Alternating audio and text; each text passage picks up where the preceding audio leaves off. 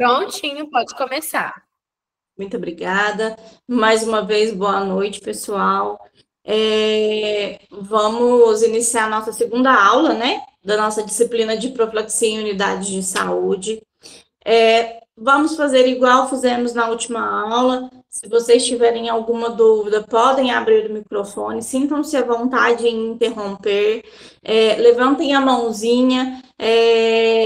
Às vezes eu estou entestida na apresentação, então eu não consigo ver vocês, mas eu consigo ouvir, tá?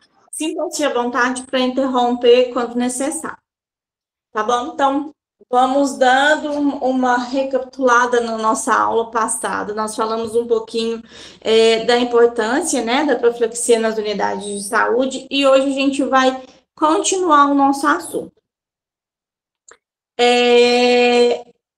Falamos um pouquinho das infecções, né? E hoje nós vamos falar sobre os isolamentos.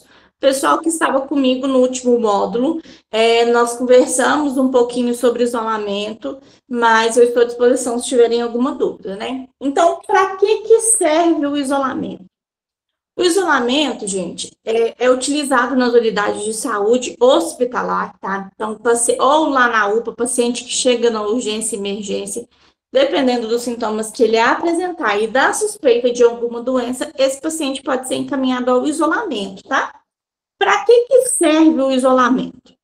O isolamento, ele serve para a gente fazer uma prevenção de uma transmissão de algum micro-organismos, né? Que esteja em um paciente para outro paciente, de uma forma direta ou indireta. Nós vamos falar mais para frente um pouquinho o que é uma forma direta e o que é uma forma indireta. E também, quando a gente fala o paciente está em isolamento, a gente também liga a chavinha do alerta, tá? Então, a gente tenta barrar essa transmissão para nós, profissionais de saúde. Então, quando o paciente entra em isolamento, ele tem toda uma regra, né? De como que ele vai ficar, como que nós vamos atender esse paciente, quais são os equipamentos que nós vamos usar. Dependendo da doença, esse paciente, tudo que for usado, ele será de uso exclusivo para esse paciente, tá? Por exemplo, o aparelho de medir pressão, o esfígmo e o esteto. Esse paciente que tiver em isolamento, ele vai ter um kit só para ele. Esse kit fica no quarto. Ah, Diana, tá, mas e quando meu paciente ganha alta? Esse kit, ele é encaminhado para higienização, tá? Algumas vezes a gente envia para o CME e lá esse material é higienizado, certo? Então, quando o paciente chega para mim com a suspeita de alguma doença, né? Ou às vezes esse paciente já está na unidade de saúde, e aí o médico pode, antes, né, de ser confirmado na suspeita, a gente já, dependendo, né, do que for a patologia, esse paciente já é isolado, certo? Isso, gente, nós estamos falando em um paciente normal, tá? Um paciente rígido, certo? Então, isso é um isolamento. Então, para que serve o isolamento? Então, para a gente prevenir a transmissão, seja de paciente para paciente, ou seja de paciente para profissional de saúde, certo? Vamos falar um pouquinho dos modos de transmissão. Então, gente, como que um micro-organismo ele é transmitido? A gente já, né, nós já sabemos que as nossas mãos, nós profissionais de saúde, nossas mãos são os maiores carreadores de micro-organismos dentro de uma unidade de saúde, dentro de uma instituição. Por quê? Porque a gente tem contato, né, com vários pacientes e não só com o paciente, a gente tem contato com o mobiliário, né? Então, a gente toca em móveis, nós tocamos no suporte, nós tocamos em fechaduras. Então, as nossas mãos são os maiores carreadores de micro-organismos. Partindo desse princípio, nós temos uma transmissão direta e indireta. A transmissão direta, ela pode ser feita através de contato. Então, por exemplo, eu tenho contato com um paciente que tem uma certa patologia, né? Por exemplo, um paciente que está com abscesso infectado. Eu saio do quarto desse paciente e vou atender um paciente, por exemplo, que está lá porque ele fez uma cirurgia de LCA, ligamento do joelho, que a gente, né, fala que é uma cirurgia limpa. Se entre um atendimento e outro eu não higienizar as minhas mãos de uma forma correta, eu vou, né? Eu estou carregando o micro-organismo desse paciente que está com abscesso para um paciente que é rígido. Ele não está lá porque ele está doente. Ele foi para a instituição porque ele fez um procedimento cirúrgico, certo? Então, o risco de eu infectar essa ferida é muito grande. Então, a gente tem essa, né? Essa transferência de contato. Lembra de contato manual. Então, eu coloco a mão numa coisa, coloco a mão na outra. E eu tenho uma transmissão respiratória. Transmissão respiratória, e quem lembra da nossa época de Covid, né? Covid é uma doença transmitida tanto pelo contato e pela gotícula e aerossóis, certo? Qual que é a diferença de gotículas e aerossóis? A gotícula, gente, pensa num espirro. A gotícula, ela é uma partícula maior. Então, a gotícula, ela tende a cair. Ela é pesada, ela não fica suspensa no ar.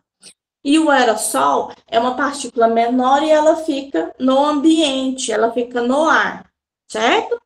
Então, eu tenho essa transmissão respiratória, que pode ser por gotículas ou aerossóis, certo?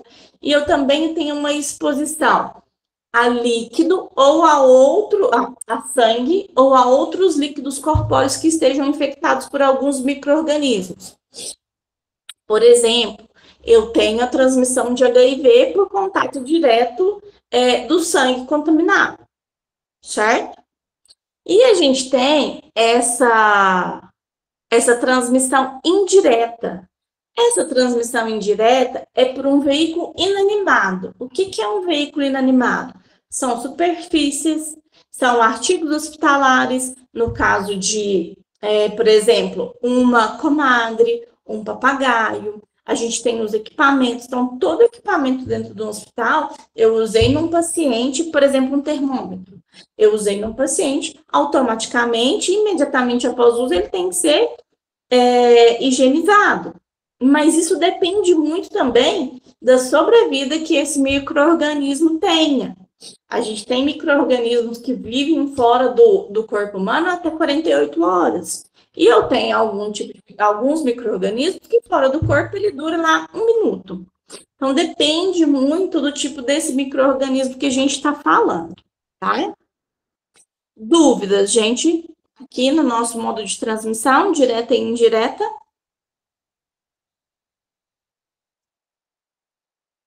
Então, vamos seguir, tá? Quais que são as normas de precaução e isolamento? Então, todo paciente isolado, a gente tem, como eu falei para vocês, as regras, né? O que a gente pode e o que a gente não pode fazer. Então, nós temos a precaução padrão. Já no que é uma precaução padrão? São cuidados que eu vou ter com todos os pacientes. Então, todo paciente dentro de uma unidade de saúde, a gente tem algumas precauções que nós temos que fazer com todo mundo, né? Então, a gente tem as precauções baseadas no modo de transmissão, é o que eu falei com vocês, na suspeita ou diagnóstico confirmado de infecção. E aí vem, então, precauções de contato, precauções para gotículas e precauções para os aerossóis. Eu coloquei aí as medidas de precaução, coloquei, né, um esquemazinho aí, então eu tenho a gotícula padrão, ela é universal. Vocês conseguem ver minha setinha andando aqui? Ela é universal e eu uso ela para todos os pacientes. E eu tenho as específicas. As específicas respiratórias, a gente subdivide em gotículas e aerossóis. E a específica de contato, a gente vai ter para o paciente que se enquadrar dentro dessa precaução. Diana, quem vai me contar como que eu vou colocar? Não, esse paciente é contato, esse paciente é gotícula e esse é aerossóis. Gente, quem vai contar isso para nós são o pessoal da CCIH, da Central de Infecção Hospitalar, Central de Controle de Infecções Hospitalares, tá? Esse setor dentro da unidade hospitalar, eles deixam para a gente uma lista, né, das doenças mais características. Então, quando um paciente já chega, a gente já tem uma noção, por exemplo, um paciente de abscesso contaminado. Então, eu já ligo, eu já atento para aquilo que ele é um paciente que, quando eu for ter contato com ele, eu tenho que ter um cuidado maior. O que a gente tem nos contatos? Nós sabemos que dentro da unidade de saúde, você está, por exemplo, a clínica, vamos lá, vou colocar a clínica cirúrgica. Nós temos pacientes que estão de procedimentos cirúrgicos infectados, no caso de um abscesso, é uma ferida infectada. E eu tenho pacientes de ferida operatória limpas, por exemplo, uma cesárea. Eu não tenho nada de infecção numa cesárea. Então, o que a gente trabalha nessa divisão, né? Paciente que fica com ferida infectada, então, a gente, né, toma o máximo do cuidado possível que esse mesmo paciente não fique com cirurgia limpa naquele dia, certo? E se ele tiver, né, mais de um paciente, então a gente bate o pé nessas precauções para que elas não sejam redobradas, certo? Dúvida, pessoal? Não. Vamos seguindo, então. Vamos falar um pouquinho de precaução padrão. Todo paciente que entra em isolamento, em precaução, nós colocamos essa plaquinha, é esse modelo de placa que tem no hospital. Então, essa padrão, vocês não vão ver ela pregada nos quartos. Por quê? Porque a gente usa ela para todos os pacientes, tá? Então, eu vou usar luva, por exemplo, quando tiver o risco de contato com sangue, com alguma secreção ou com alguma mucosa, tá? Eu vou higienizar antes e depois de ter o contato com esse paciente. Óculos e máscara, quando tiver risco de algum contato com sangue, a gente usa. E a máscara também, né? A gente sabe que hoje a máscara, dentro do ambiente hospitalar, ela não previne só de doença infecto-contagiosa, né? Então, por que eu tenho a caixa do pérfuro cortante? O pérfuro cortante a gente vai falar mais para frente, mas todo o material a gente descarta nela. Por isso que ela está dentro da plaquinha. Então, a precaução padrão, ela é seguida para todos os pacientes, independente de suspeita ou não de infecção. Então, eu brinco muito com os meus meninos que é o seguinte, tive que encostar no meu paciente, eu vou de luva, tá? Para a gente se resguardar. Aqui eu falo que a gente tem que pensar primeiro em nós profissionais. Então, para a gente sempre estar resguardado, a gente usa, então, a precaução, certo? Então, quando que eu vou aplicar a precaução padrão? Eu vou aplicar no atendimento de todo e qualquer paciente dentro da instituição.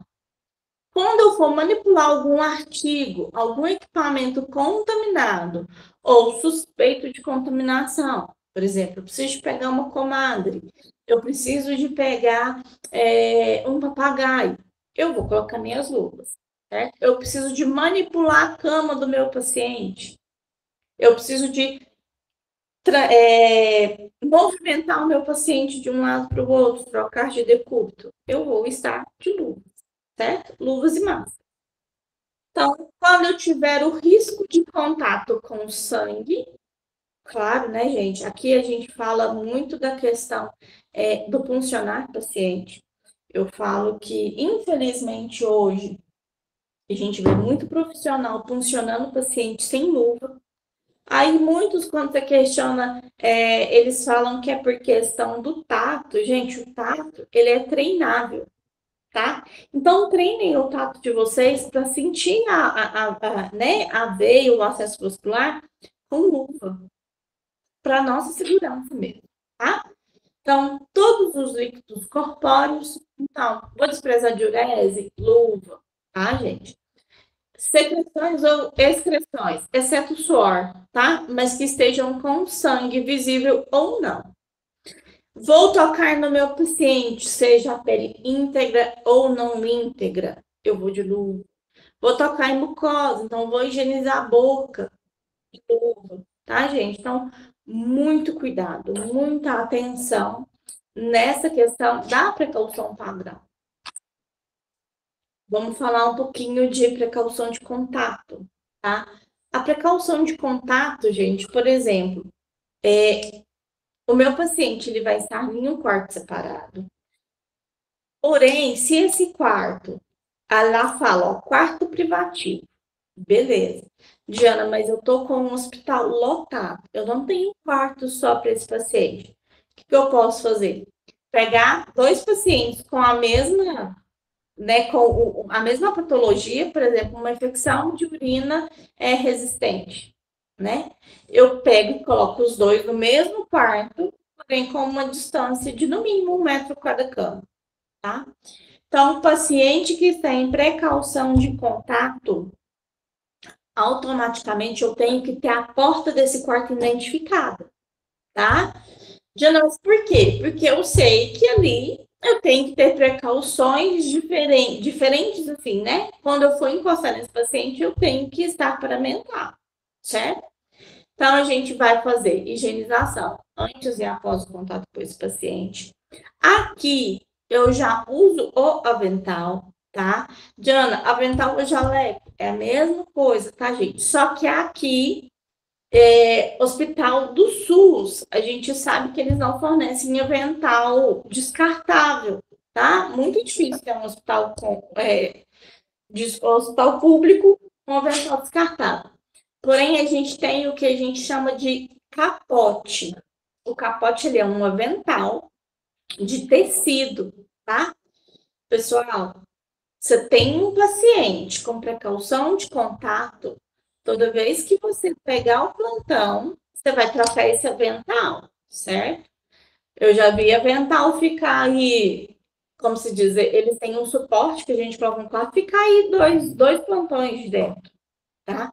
Então, muito cuidado. Pegou o plantão, procura trocar o avental, tá? Esse avental de tecido, esse capote, a gente tem que vestir ele e terminou o procedimento, a gente coloca ele de novo, claro. Desde que esse avental não seja sujo, né? Com sangue, algum outro fluido corporal, certo? Aqui a gente tem o uso de luvas, igual na precaução padrão, e o quarto privativo, ou, né, igual eu falei, a gente pode colocar dois pacientes que estejam em precaução de contato no mesmo quarto, com distância mínima de 1 metro de uma cama e outra, tá? E esse quarto, ele tem que estar identificado, ele tem que estar com essa plaquinha, certo? Então, vamos lá. Quando que eu vou aplicar a precaução de contato? Quando eu tiver a suspeita ou a confirmação de alguma patologia de um paciente que já está ali dentro daquela unidade, tá? Ou seja, paciente com aquela diarreia persistente, que aí vai fazer investigação de Clostridium, abscesso ou alguma ferida com drenagem de secreção não contida. O que é essa drenagem de secreção não contida? É aquela ferida que fica drenando o tempo todo, tá? Infecção respiratória, por exemplo, eu tenho um bebezinho lá com bronquiolite, tá? Tem uma criança com bronquiolite. Ela automaticamente estará em precaução de contato, certo? infecção ou colonização por algum organismo multiresistente, tá? Então, aí, no caso das infecções urinárias, a grande maioria das vezes. E no caso de escabiose, certo? Então, esses são alguns exemplos de precaução de contato. Então, mais uma vez, o paciente que estiver em precaução de contato, ele deve estar em quarto privativo, tá? Seja ele na unidade de internação ou na UTI. UTI também tem leitos, tá? De isolamento. Luvas, então, sempre eu vou estar de luva em contato com o paciente, com a área ou com o material desse paciente, tá? Tudo que toca nele, eu tenho que estar de luvas. O avental, porque eu tenho a possibilidade de encostar minha roupa, né, no paciente, ou na cama, ou na mesinha de cabeceira. Então, eu tenho que estar de capote, tá? Se eu precisar transportar esse paciente, por exemplo, meu paciente está lá na internação e ele precisa fazer, sei lá, um raio-x. Eu vou o tempo todo de luva, tá? Eu vou, sempre quando eu vou tocar nesse paciente, eu tenho que estar de luva. E todos os artigos e equipamentos, então, esteto, esfigmo, oxímetro, termômetro, tudo é de uso exclusivo desse paciente. Nos quartos privativos, gente, de isolamento, vocês vão perceber que alguns têm uma antessala antes de você entrar no quarto. Então, nessa antessala, tem tudo que você precisa. Então, é lá que vai ficar o capote. A gente deixa luvas, tá? Então, eu separo lá, por exemplo, sei lá, 10 pares de luva. Deixo dentro de um saquinho, tá? Armazenado num saquinho, eu já deixo lá. Eu deixo os artigos e os equipamentos mínimos de uso exclusivo para esse paciente, tudo nessa antessala, tá? Alguns hospitais, dentro dessa antessala, já tem uma piazinha para você higienizar as mãos, certo? Então, isso é uma precaução de contato. Alguma dúvida, pessoal, na precaução de contato? Os meninos que já estiveram comigo, eles já estão mais, né? Já viram um pouquinho dessa matéria no último módulo. As meninas novatas, tá tudo bem, posso seguir?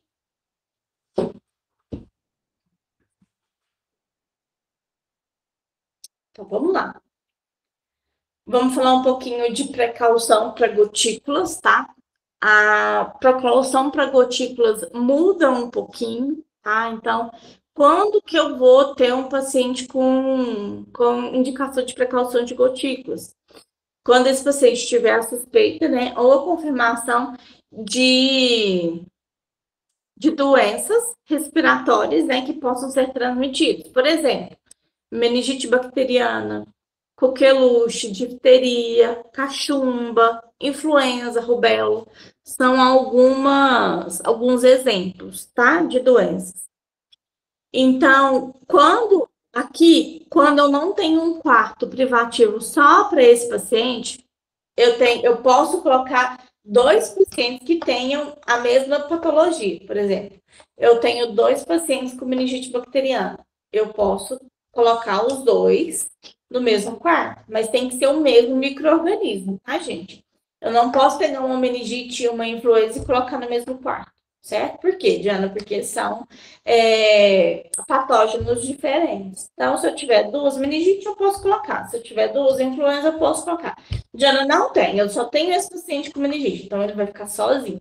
Aqui, gente, não tem como ser negociado, tá? Eu preciso de um quarto só para aquele paciente com aquela patologia, certo? Quando forem 2 pacientes com a mesma patologia, segue a mesma política, a gente coloca em uma distância mínima de 1 metro, tá? Mas não, Diana, não tem, então quartos diferentes, certo? Aqui, quando eu preciso retirar o meu paciente do quarto para fazer um exame, para fazer algum procedimento, ele também tem que usar a máscara, tá? Máscara cirúrgica. E a minha máscara como profissional aqui também é cirúrgica. Então, aqui, além de todas as precauções padrão, eu tenho a precaução, que é a máscara, né? Que eu vou usar cirúrgica, o meu paciente também vai usar máscara cirúrgica se ele precisar sair do quarto, tá? Acompanhantes também aqui deverão estar de máscara, certo? Gente, uma questão que eu esqueci de comentar: paciente em isolamento, ele não tem visita, certo? Ah, Diana, por quê? Porque o meu paciente corre o risco de transmitir aquele micro-organismo para outras pessoas. Então, é meio que lógico, ele não tem direito a acompanhante, certo? Então, vamos lá. Então, quando a gente vai aplicar? Quando tiver suspeita ou confirmação de doença por gotícula, tá? Aqui, a nossa questão é impedir a disseminação da doença também. Então, mais uma vez, cachumba, coqueluche, difteria, rubéola e as meningites, tá? Tem vários tipos aí, mas meningite bacteriana, tá, gente? Meningite viral não é. Lembra da foto que eu mostrei, que eu falei? Eu usei essa foto no último módulo para ficar fácil do pessoal entender. Tá vendo que as partículas de gotícula, elas são maiores? Olha, consegue ver minha setinha andando? Ó, as gotículas são partículas grandes, então elas não ficam suspensas no ar. Então, o que acontece? Elas saem, né, do hospedeiro, no caso do ser humano, e determinada distância, ela tende a cair no chão. Então, lembra lá que eu posso colocar 2 pacientes com o mesmo micro-organismo, mas a uma distância de 1 metro, no mínimo de 1 metro de uma cama e outra, porque a gotícula cai, a gotícula não fica suspensa, certo? É a diferença do aerossol.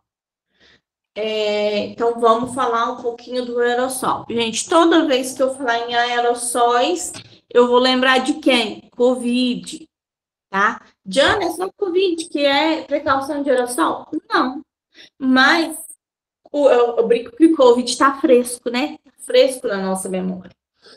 Então, vamos falar um pouquinho, né, de precaução para aerossóis. A precaução de aerossol o aerossol é uma partícula menor do que a gotícula, então ela fica suspensa no ar, tá? O contágio, então, de aerossol é mais fácil do que o de gotículas. Então, por isso que é um agravante dessas doenças, tá? Que entram em precaução de aerossóis.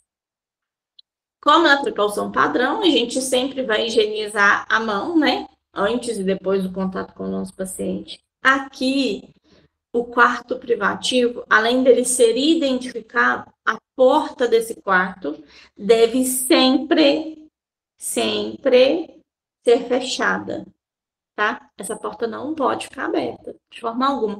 Lembra que o aerossol está suspenso no ar? Então, não adianta eu colocar o meu paciente num quarto privativo por aerossol e deixar essa porta aberta, que esse aerossol que está lá dentro, ele vai sair passeando no corredor, tá? Então, a gente tem que ter muito cuidado. Essa porta, ela tem que ficar fechada o tempo inteiro. Vocês vão ver mais pra frente que tem alguns quartos, e nesses hospitais maiores, né? Esses quartos de isolamento por aerossóis, eles têm uma cortina de ventilação para não deixar esse aerossol sair, tá? Pro corredor. Então, essa porta sempre fechada. Sempre eu vou já entrar nesse quarto paramentada. Então, eu paramento antes de entrar.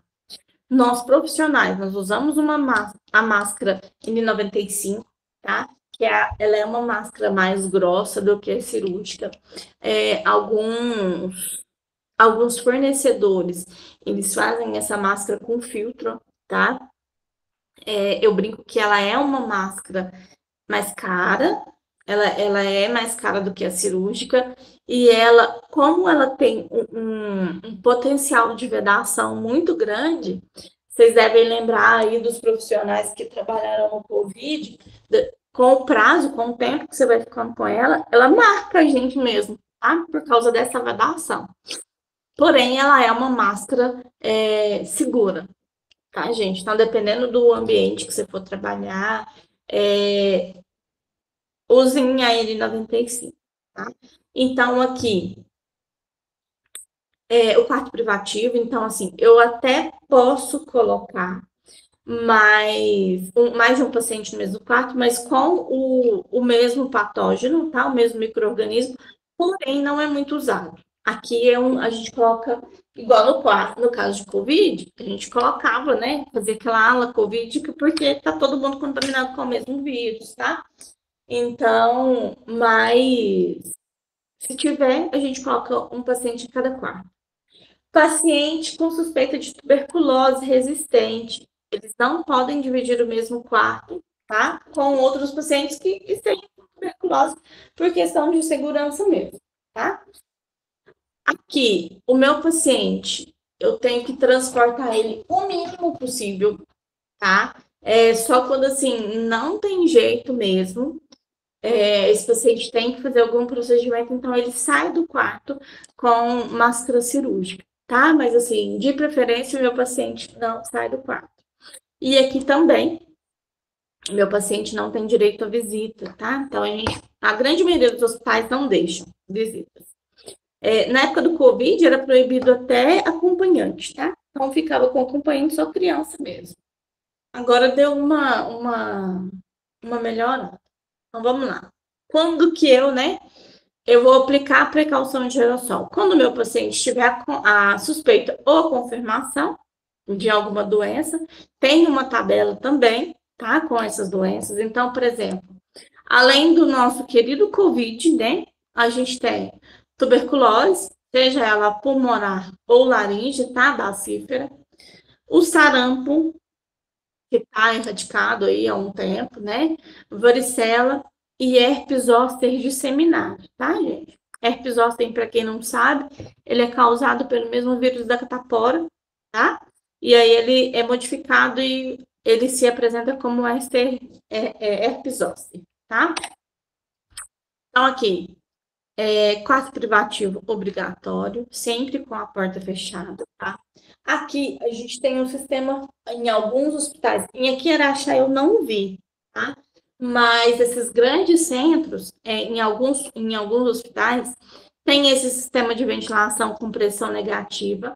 Então, ele faz troca de ar, tá? E ele tem um filtro de alta eficiência para não jogar esse ar contaminado também para o ambiente. A gente profissionais usam essa máscara N95 e o paciente em transporte usa essa máscara cirúrgica comum. Aqui, ó, deixei para vocês aí, é um sistema de ventilação, consegue ver? Tem um sistema de ventilação. Esse é o sistema de ventilação que eu falei para vocês que faz a troca de ar, tá? Aqui ele tem um filtro, esse ar é filtrado e depois ele é jogado no ambiente. Em alguns hospitais, ele é até jogado para fora do ambiente, tá? Eu nunca vi aqui em Araxá, mas em grandes centros tem. Dúvida, pessoal, até aqui? Posso seguir? Então, vamos lá. Alguns alunos me perguntam por quanto tempo, né, que esse paciente vai ficar isolado. Então, paciente de precaução padrão, que é aquela que eu uso para todos os pacientes, desde o momento que ele chegar na unidade, até o momento que eu vou dar alta para esse paciente, que eu levo ele lá fora do hospital, o tempo todo eu vou ter essa precaução padrão com ele, certo?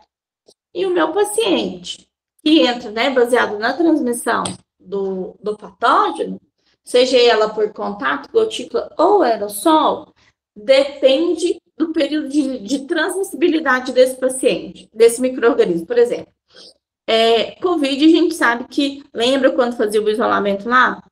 Antes eram 15 dias, depois foi para 10 dias, depois foi para 7, depois foi para 5. Então, quem vai me contar esse período de transmissão é o pessoal da CCIH, tá? Às vezes eles baseiam muito em exames, tá? Por exemplo, tem alguns exames que ele vai constatar se se essa patologia ela ainda está no período de transmissão. Esse período de transmissão passou, beleza, eu posso tirar, né, o meu paciente da precaução. E aí, com o aval do pessoal, dos médicos, né, e o pessoal do CCH, eles liberam e a gente volta esse paciente, certo? Nós temos também a questão do revelamento reverso. Aqui já é diferente, tá? Aqui nós vamos proteger os pacientes que, por algum motivo, eles estejam com o sistema imunológico debilitado. Então, eu falo que são aqueles pacientes que chegam apresentando leucocitose, tá?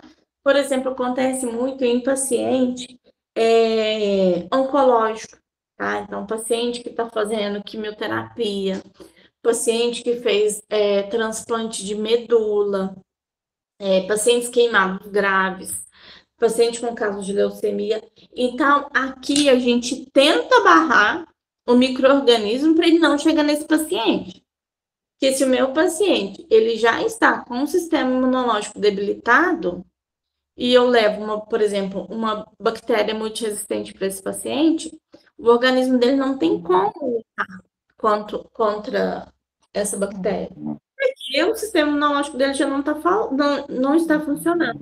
Você pode falar?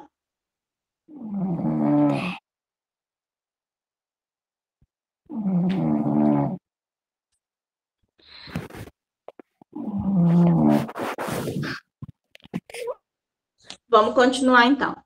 Então, no caso do meu paciente reverso, no caso do isolamento reverso, a gente busca, né, assegurar que o meu paciente está sendo protegido de alguns micro-organismos dentro da unidade hospitalar, tá? Então, a gente tem que tomar muito cuidado com o paciente que faz leucocitose, paciente oncológico, nós temos que ter uma precaução maior com ele. Por quê, Diana? Porque dentro de uma unidade de saúde, infelizmente, eu não tenho um profissional só para atender esse paciente oncológico, né? Então, a gente sabe que aí dentro da instituição de saúde, a gente tem outros pacientes. Então, nós temos que criar o máximo possível de barreiras, tá? Para esse micro-organismo não chegar nesse paciente. Aqui, a gente vai seguir todas as precauções de contato, tá? Então, por exemplo, esse paciente ele vai ter os materiais, né, os equipamentos, todos só para ele, por exemplo, esteto, esfigmo, termômetro, a gente vai ter só para esse paciente, tá? Nós não vamos compartilhar nada com outros pacientes, é só dele. Por quê? Para a gente tentar barrar essa questão de micro-organismo. Esse paciente do isolamento reverso, se ele precisar sair do quarto para fazer, né, algum procedimento, ele também vai ter que estar de máscara, tá? Então, ele sai com a máscara cirúrgica também. Aqui, a gente tenta barrar, né? Aqui também entra aquela questão da humanização, então, tem as questões da visita, às vezes a gente deixa entrar só uma, duas pessoas e tenta barrar para fazer essa barreira mesmo, certo? Fechando os isolamentos, fica aquela curiosidade, né? E para onde que vai as sopas e os descartes da unidade de saúde? O que é feito com aquilo? Né? A gente sabe que dentro de uma unidade hospitalar, a gente gera lixo, a gente gera perfuro cortante, então a gente gera seringa, agulha, né? A gente gera tudo isso. Tem as sopas do meu paciente, para onde que isso tudo vai dentro da unidade? Então, a gente fala, né, essa manipulação desses materiais e desses instrumentos, a gente tem que manusear tudo com muito cuidado, tá? Para a gente prevenir, mais uma vez, a gente fala de profilaxia, né? Então, a gente tenta prevenir a contaminação da nossa pele, das nossas glucoses, né? Então, olho, nariz, boca, de roupas, né, das sopas e a transferência para os próprios pacientes também. Então, a gente tem aí as sopas, né? As sopas infectantes, a gente sempre vai para o quarto, né? Quando vai trocar roupa, quando vai trocar roupa de cama, a gente sempre leva o nosso querido hamper. Para quem não conhece, as meninas novatas, esse carrinho aqui é um hamper. Esse hamper, ele sempre será revestido, né, com um saco, esse saco plástico, tá? Vocês vão perceber que esse saco plástico, a gente tem ele de várias cores. Para roupas, é usado a cor azul, tá? Então, a gente veste, né, esse saco azul aqui no nosso hamper e vamos para o quarto. Diana, é sempre azul? Não, depende da instituição, tá? Depende do que a instituição tem disponível. Então, gente, pelo amor de Deus, vai dar banho no paciente? Nunca joguem roupa de cama no chão. Isso a gente vê, não é uma, não é duas, não é três vezes, a gente vê muitas vezes. Então, leva o hamper e joga direto no hamper, tá? Jogou no hamper, esse hamper tá cheio, esse saco a gente tem que. Gente, não coloca muita roupa, de forma que depois você não consegue fechar o hamper, tá? Lembrando mais uma vez, todo contato com essa roupa, né, com esse material, estejam de luvas, de máscara, de touca, certo? Para a segurança de vocês. Então, tirei o saco tá cheio, nós vamos fazer o quê? Amarrar, né, e deixar no expurgo. Alguns hospitais, eles mesmos têm rouparias e lavanderias dentro do próprio hospital. Por exemplo, o Hospital da Unimed hoje tem uma lavanderia lá dentro. Mas a gente tem outros hospitais que essas lavanderias são terceirizadas. Então, lavanderia terceirizada, a gente tem, né, um carro, um veículo que ele vem, recolhe essa roupa nesses sacos e leva para ser higienizada. E os hospitais que tem uma lavanderia dentro do hospital, a gente, essa roupa que fica no expurgo, ela é recolhida todo final de plantão por um funcionário próprio, tá? Ele vem todo equipado com um carrinho próprio para recolher essa roupa e levar ela para higienização, certo? Então, tem um protocolo de higienização dessas roupas, como que é feito. Todo hospital tem, toda instituição tem, tá bom? E a gente tem também, nós profissionais, né? Nós enfermeiros, a gente tem a questão dos materiais de pérfuro cortante. Gente, pérfuro cortante, vocês vão ter uma disciplina onde a gente vai aprofundar mais a questão do pérfuro cortante. A gente tem que ter muito cuidado, porque o índice de acidente, né, com profissionais de saúde com pérfuro cortante, ele é assim, alarmante, ele é gritante, tá? Então a gente tem que ter muito cuidado. A gente tem aí essas caixinhas amarelas para quem já tem contato nas unidades de saúde. Ele é o nosso famoso Descarpex ou Descarpec, tá? Nessa caixa onde a gente descarta, né, os nossos pérfuros cortantes. Então, Diana, o que é o pérfuro cortante? Pérfuro cortante é agulha, é bisturi, é ampola de medicação, tá? Então, tudo que pode cortar e furar é pérfuro cortante. Então, a gente tem que ter muito cuidado para evitar esse tipo de acidente. Tem muitos profissionais de saúde que são infectados por doenças, tá? Transmissíveis por sangue, por fluidos corpóreos, por acidente de Descarpex, tá? Então, o Descarpex, vocês podem ver, ele é uma caixa, para quem ainda não teve, né, a oportunidade de ver, ele é uma caixa rígida, tá? Hipermeável.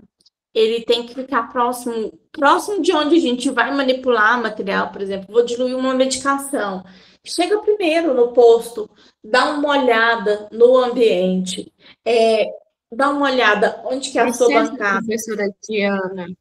Eu acho E que alguém levantou a mão aqui, só não vi quem é. pode falar, pessoal. Eu também não estou vendo que eu estou apresentando, então não É a consigo ver. Glauce. Glauce, você tem alguma dúvida? Tenho. Aquela bolsa de soro, ela é descartada no lixo contaminado ou lixo comum? Glauce, a bolsa de soro é lixo comum. Agora, a bolsa de sangue é lixo infectado, tá? Vocês vão ter essas noções em sendo por último, então, eu creio que microbiologia e patologia clínica, tá bom? Mas bolsa de soro, se ela estiver limpa e íntegra, é lixo comum, tá? Aqui, o que eu jogo aqui nessa caixa? Eu vou jogar ampola, que já foi quebrada, eu vou jogar seringa, eu vou jogar agulha, eu vou jogar scalp, tá? Então, tudo que possa furar ou cortar, vem para o Descarpex. Eu respondi sua pergunta?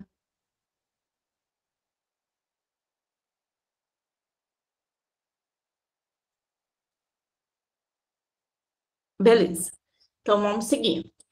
Então, vocês chegaram dentro da unidade de saúde, vai fazer uma medicação, dá uma olhada ao redor. Onde que está o Descarpec? Onde que está o lixo? Tá? Para vocês verem qual que vai ser a dinâmica. 98% de acidentes com pérfuro cortante acontecem por distração e por autoconfiança muito grande. Então, a gente tem que ter muito cuidado, tá? Com o material. No estágio, teve um acidente, furou o dedo com a agulha, imediatamente para o que você está fazendo e procura o seu professor que está te acompanhando. Ah, Diana, tá bom, já estou trabalhando e tive um acidente. Para imediatamente, chama o enfermeiro responsável do plantão e aciona ele. Porque a gente tem uma série de procedimentos que são feitos e dependendo, né, do que aconteceu, dependendo da situação, a gente tem que entrar com um coquetel muito rápido, em até 6 horas após o acidente. Então, teve um acidente, aconteceu alguma coisa, para e aciona o seu superior, tá? Seja ele o enfermeiro do plantão ou o seu professor que está te acompanhando dentro do estádio. Gente, não omitem, tá? Que aconteceu o acidente. É para resguardo de vocês mesmo, tá? Eu falo que, assim, é uma das piores sensações do mundo você acontecer um acidente, tá? Então, aconteceu com você, acione o seu professor ou acionem o seu enfermeiro, tá? O seu superior, para fazer esses procedimentos necessários. Vamos seguindo. O Descartex, gente, ele tem, tá vendo? Ele tem várias partes que elas são montadas. Ele vem todo desmontado.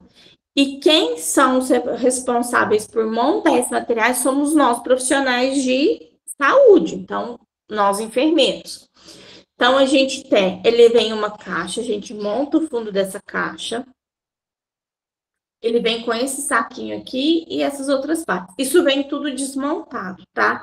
Vocês vão ter a oportunidade, lá no laboratório a gente tem essa caixa lá, então vocês vão ter essa oportunidade de montar. Então, ó, a gente tem a caixa, a gente tem o saquinho, né?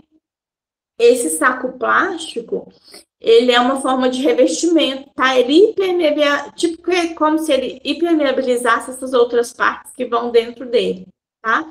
Então, a gente tem um fundo de papelão, esse papelão ele é muito rígido, então ele não deixa que o pérfuro cortante possa furar o fundo dessa caixa. A gente tem uma cinta, né, interna. Esse papel, gente, ele já vem, ele vem desmontado, mas ele vem com essas dobras. Mas ele é um papel muito rígido. Então, realmente, ele vem com essa função de proteger para esse pérfuro cortante não deixar essa caixa de papelão furar, tá?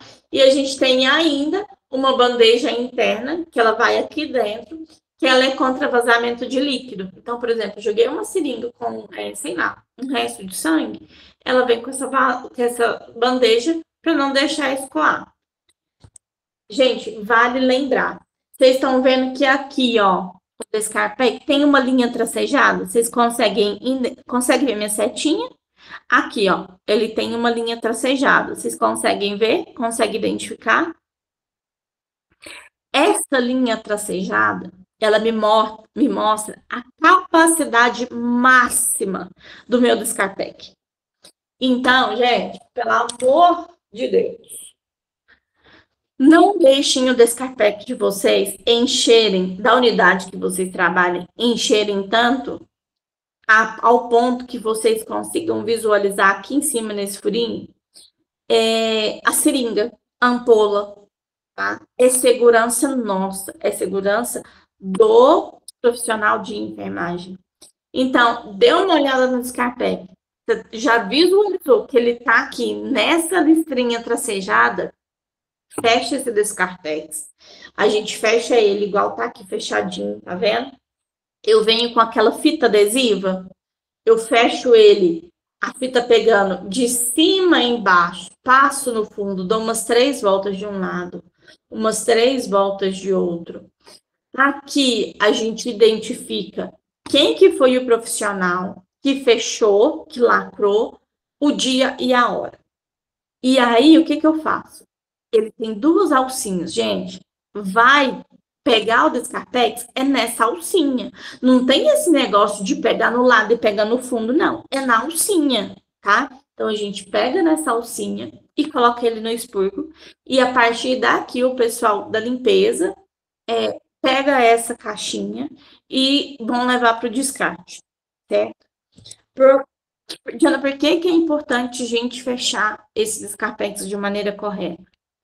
Quando o profissional vem lá para pegar essa caixinha e levar, ele também vai manipular essa caixa. E acontece muitas vezes, quando ele pega essa caixa, por algum motivo, por exemplo, essa caixa não foi montada como deveria, né? O profissional não montou direito. Já pensou se esse fundo abre? A quantidade de material contaminado que tem aqui dentro e o risco de contaminar esse profissional que vai fazer esse transporte é muito grande. Então, tomem muito cuidado. Eu falo que, assim, olhem para essa caixinha como a sua melhor amiga, mas olhem para ela também como uma bomba, tá? Então, tomem muito cuidado. Tenham muito respeito pelo Descartex, que a função dele é nos proteger, certo? Gente, alguma dúvida sobre o Descartex? Então, vamos seguir. Olhem aqui para vocês verem. Olha a condição desse Descartex. Como que eu vou fechar esse Descartex? Como que eu vou encaminhar ele para o descarte? Gente, é quase impossível. Quem vai arriscar pôr a mão aqui dentro? Eu não ponho. Nunca. Eu não ponho. Tá vendo que tem papel aqui dentro? Gente, a gente não descarta papel dentro do Descartex. A gente não descarta algodão dentro do Descartex. Algodão, papel. Gente, a gente tem o lixo. Lixo comum para isso. Tá? Então, toma cuidado. Descartex é feito para material pérfuro cortante. Então, aí eu tenho seringa, agulha, scalp, gel. É para isso que ele serve, tá?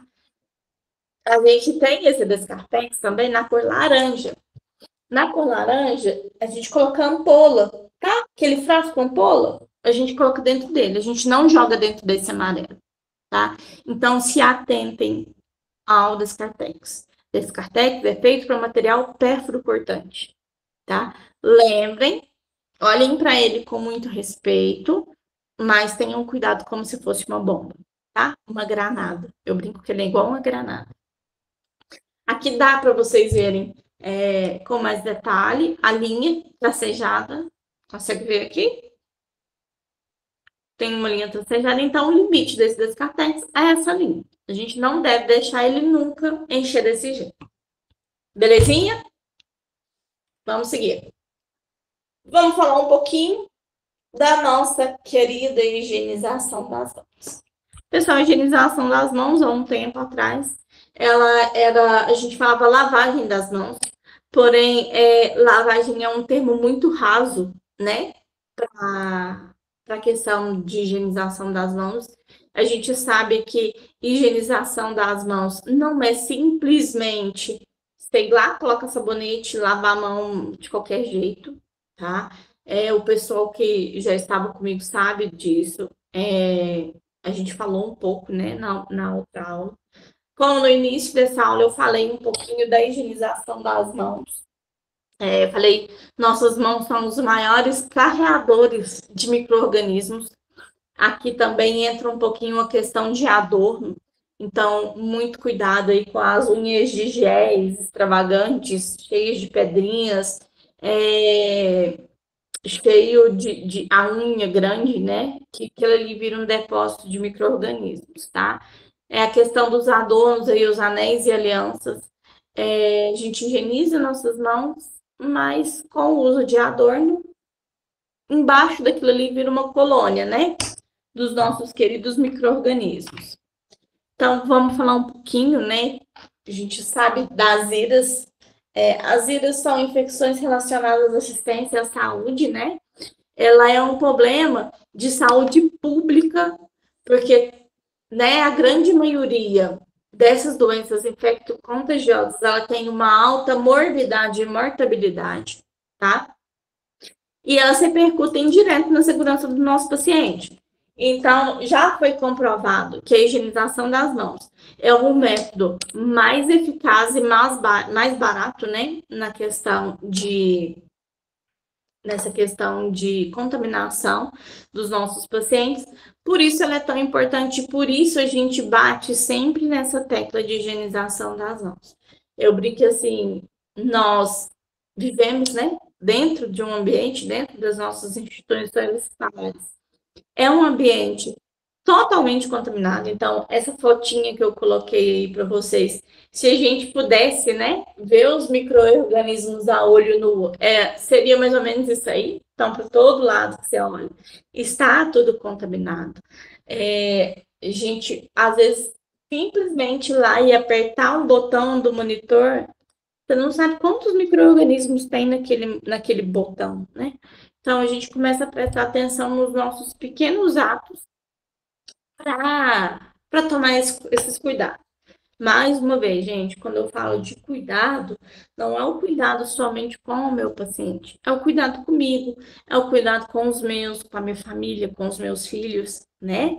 Então, assim, eu saio do hospital e se eu não tomar esses cuidados, eu levo esses micro-organismos para casa, né? Por exemplo, vou trabalhar de aliança, higienizei a mão e não tirei a aliança, aqueles micro-organismos que estão na minha aliança, eles vão vir para casa. Chego em casa, eu toco do meu filho, eu toco do meu esposo, vou fazer comida. Então, eu estou disseminando para os meus, né? Para os meus filhos, para os meus entes queridos. Então, mais uma vez, a higienização das mãos é a prática mais efetiva e mais barata, né, para reduzir essas infecções relacionadas à saúde. E ela é uma parte integral, né, integrante da segurança do meu paciente. Então, ela vai reduzir, no mínimo aceitável, o dano que esse paciente possa vir a ter dentro da unidade. Vamos falar um pouquinho, né, dos 5 momentos da higienização das mãos. Questão de prova, mais uma vez. Diana, por que bate tanto nessa tecla? Porque a gente tem que ter isso em mente, né? Eu falo que isso aqui é a base do nosso trabalho. Então, a gente tem que ter em mente. Então, quando que eu vou higienizar as minhas mãos? Eu vou higienizar as minhas mãos antes de tocar no meu paciente. Antes de eu fazer qualquer procedimento, seja ele limpo ou seja ele um procedimento asséptico ou estéril. Então, por exemplo, vou manusear um dispositivo invasivo, independente do uso ou não de luvas. Por exemplo, vou fazer uma medicação no acesso do meu paciente. Gente, eu vou lavar as minhas mãos, tá? E não é simplesmente lá debaixo da torneira e molhar a mão. Não. Eu vou lavar de forma adequada, tá? Eu vou mover um sítio contaminado ou durante um atendimento do meu paciente, eu vou higienizar as minhas mãos, tá? Então, por exemplo, eu fiz um curativo, eu troquei uma fralda e vou fazer um curativo. Entre um procedimento e outro, eu vou higienizar minha mão, tá? Após o risco de exposição a fluidos corporais ou excreções, por exemplo, toquei em membrana, toquei em mucosa, fiz um curativo, eu vou higienizar as minhas mãos assim que eu terminar. Eu movi um sítio, gente, sítio é uma planta que é uma parte do corpo, tá? Contaminado para outro durante o atendimento do mesmo paciente. Eu vou lavar as minhas mãos, tá? E depois que eu tirar luvas, então luvas, sejam elas estéreis ou não, tirei a luva, eu tenho que lavar minha mão. Após eu tocar o meu paciente. Então, por exemplo, eu tenho 2 pacientes dentro do quarto. Avaliei um e vou para o outro, eu vou higienizar as minhas mãos. Após, aqui mais uma vez, vou tirar a luva, vou higienizar as mãos. Quinto passo, né? Após eu trocar as superfícies próximas do paciente. Por exemplo, eu vou tocar no soro, eu vou tocar no monitor. Eu preciso higienizar as minhas mãos. Após eu tocar nesses objetos ou nessas superfícies, e quando eu tirar as luvas mais uma vez, eu vou higienizar de novo, tá? Aqui a gente tem um esqueminha. Esse esqueminha é questão de prova também. Então, antes de tocar no meu paciente, antes de realizar qualquer procedimento, seja ele limpo ou assético, após o risco, né, de exposição de fluidos, após tocar no meu paciente e após tocar nas superfícies próximas do meu paciente. Então, a gente tem esse esqueminha aí, para vocês não se esquecerem. Aqui a gente tem o passo a passo da higienização. Lembra que eu falei que não é simplesmente abrir a torneira, molhar as mãos e dar uma esfregadinha? A gente tem um passo a passo, tá? Para fazer isso com o sabão líquido. Então, primeiro eu vou molhar as minhas mãos, tá? A gente evita o máximo, tá, gente, de encostar na pia, porque pia é um local contaminado. A gente vai colocar o sabonete, né, líquido, em uma quantidade nem muito pouco e nem muito. Uma quantidade suficiente, tá? A gente vai ensaboar as palmas da mão entre si, então uma palma na outra, depois os dorsos na mão, esfrega de um lado, esfrega do outro. A gente vai para o polegar. Depois nós fixamos as pontas dos dedos, tá? As polpas digitais. Aqui entra a questão das unhas. Se a unha estiver muito grande, eu não consigo higienizar debaixo da unha. Então, a gente tem que tomar muito cuidado com isso. Sempre eu vou secar, né? Enxaguar e secar as minhas mãos com papel toalha. E seguindo pelas mãos e termino no punho. As torneiras, em algumas instituições, tem torneiras com aquele pedal manual. E tem aquele fecho da torneira, ele é grande, então eu consigo abrir e fechar com o cotovelo. Se caso seja uma torneira convencional, eu não consigo, então eu tenho que pegar um papel toalha limpo e seco e fechar essa torneira. Porque se eu colocar a mão direto ali, eu vou contaminar a mão de novo, certo? Aqui eu deixei um videozinho, vou passar para vocês. E a gente encerra. Peraí, só um minutinho.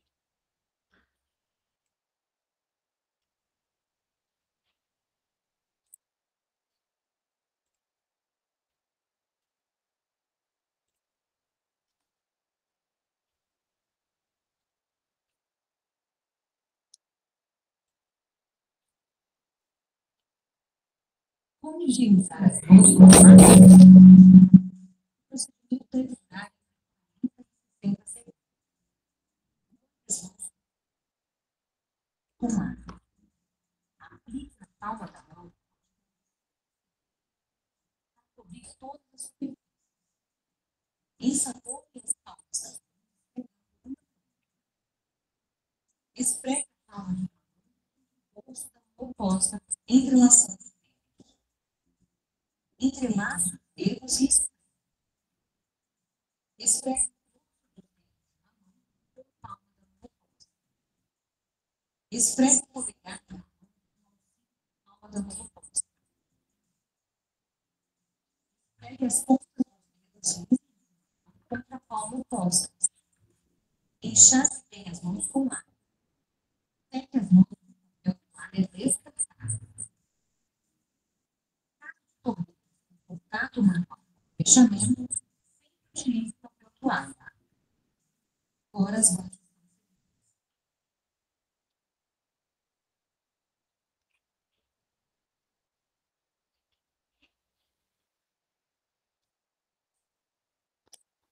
Pessoal, então é isso, tá? Nossa aula de hoje nós encerramos por aqui.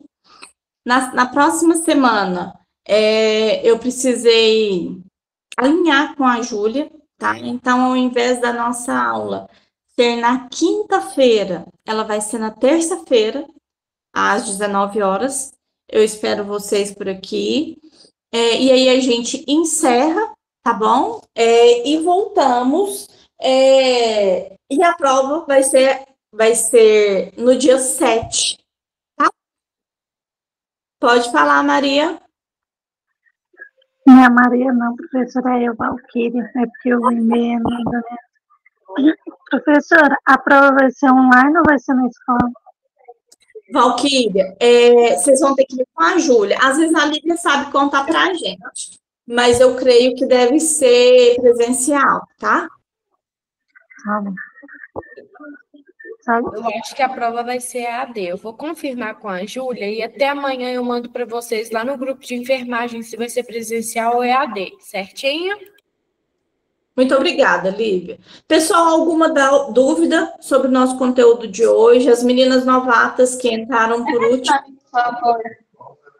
Que dia que vai ser? Como vai ser a prova? Terça-feira, dia 4, às 19 horas.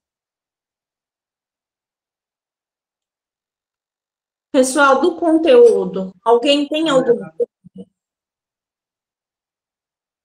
Querem perguntar alguma coisa? Ficou claro?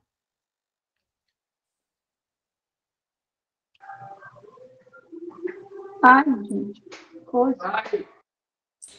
Então, é isso. É dia 4 ou dia 7? A nossa aula é dia 4, Glauci, e a prova no dia 7. A prova é presencial. A Lívia vai confirmar para a gente e avisa no grupo, tá?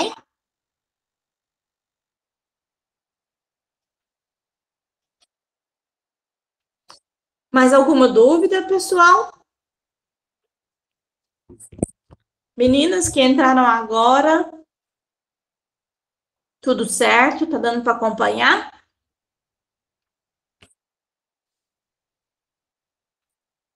Então é isso, tá? Me coloco à disposição, se vocês precisarem de alguma coisa, podem me chamar. Lívia, muito obrigada por nos acompanhar na aula hoje, tá? E eu fico à disposição se vocês precisarem de qualquer coisa. Eu que agradeço, também estou à disposição, meninas. No dia da prova eu vou estar trabalhando. É no dia da minha escala de trabalho.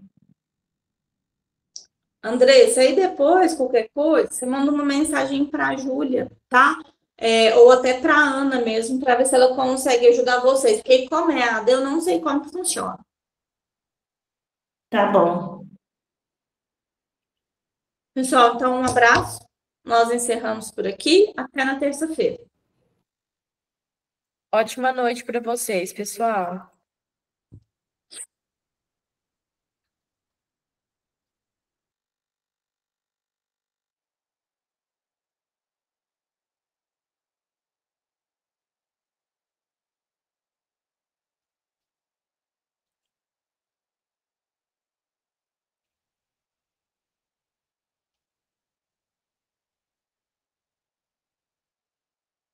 Lívia, obrigada, viu? Eu que agradeço. Precisando de qualquer coisa, estou à disposição, viu? Não dispense, não. Um abraço, tá? Um abraço. Tchau.